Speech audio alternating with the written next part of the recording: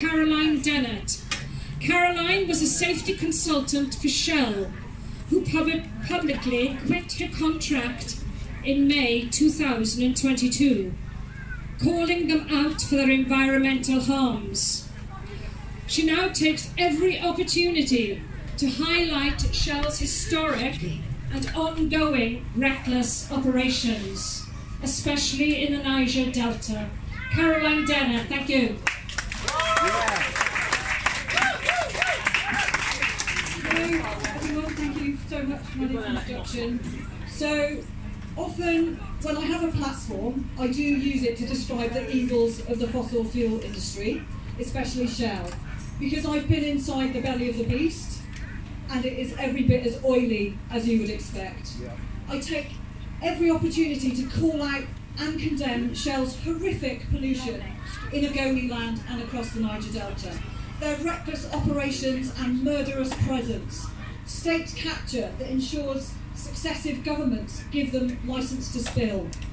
And it makes it hard and exhausting for those communities to survive and fight back. But today I want to focus on the efforts of us, of activists and advocates, and the impact we are all making. Many of us here, and I know I feel this way, may be consumed by the knowledge that we are heading for extinction if we stay on the same path that we have been following for the last 100 years. Addiction to oil and gas, that is killing us. Relentless advertising that convinces us to buy endless shit we don't need. Persuaded that possessions are somehow proof of life.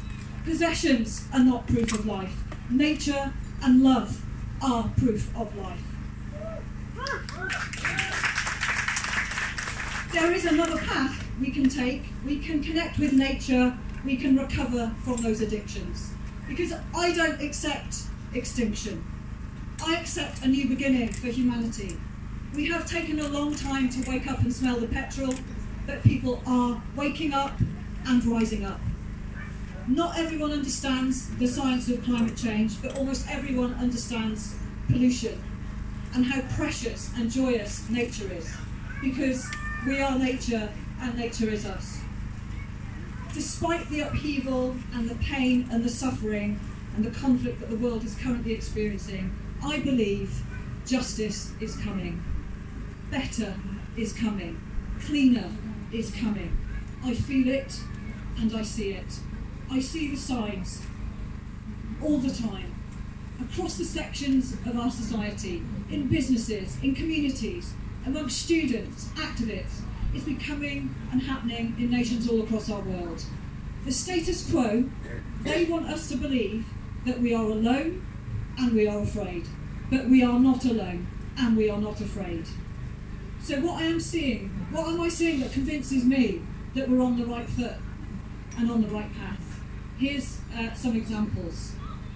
Civil resistance, for starters. So you may well be aware that a couple of weeks ago, XR protesters in the Netherlands achieved a major breakthrough as a result of their 27-day long which saw up to 25,000 activists taking part. Despite over 3,000 arrests and heavy use of water cannons, they stuck at it. They demanded that Parliament debate an end to the government's €46 billion fossil fuel subsidies. And they succeeded. A motion was passed and the Cabinet are now tasked to deliver a phase-out path for fossil subsidies. A clear victory for the people and the planet. And businesses and corporate activism is a real thing, a powerful and effective thing, where businesses are lobbying and pushing for a better way. The professional social network, LinkedIn, believe me, it is a hotbed of information exchange, action and influence. And just this week, the We Mean Business Coalition allied 131 companies to join a campaign demanding attendees of COP28 must commit to reach 100% decarbonised energy by 2035 for the richest countries. That feels a bit radical, actually, for businesses. And there's signs that we might be heading for an investor rebellion as well. The Norwegian pension fund, KLP, a big shareholder in Ecuador, has urged Norway to halt opening any new oil and gas fields because it's bad for the planet and actually bad for pensioners' pockets as well. And next week, a delegation from the Africa Environment and Economic Justice is meeting with Shell's third biggest shareholder, the Norwegian Sovereign Wealth Fund. They will ask them to stop funding the harms in Nigeria and divest from this blood money. It will only take one big investor to pull out of big oil and things will shift significantly. And law and litigation is also a hive of activism, because right now there are thousands and thousands of cases being brought against big oil and other polluters. The EU is on the verge of making ecocide a crime, and that will open the floodgates for others to bring action against big polluters and big criminal corporate gangs who exploit and destroy nature.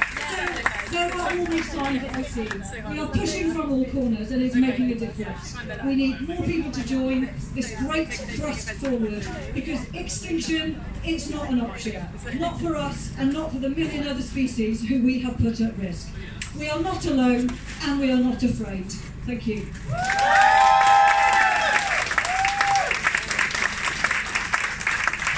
Wow, fantastic. What a brave and extraordinary woman. Thank you very much, Caroline. I'm just going to make a brief announcement before